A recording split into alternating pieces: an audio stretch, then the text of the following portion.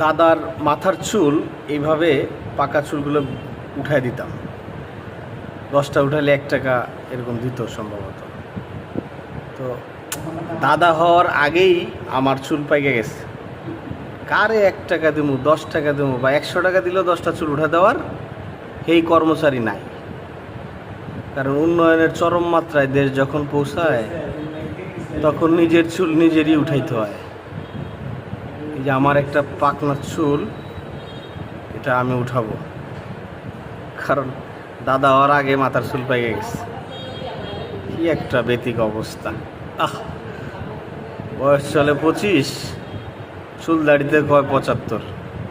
কেমনটা লাগে, উড়াইতেই তো পারি না। আহা।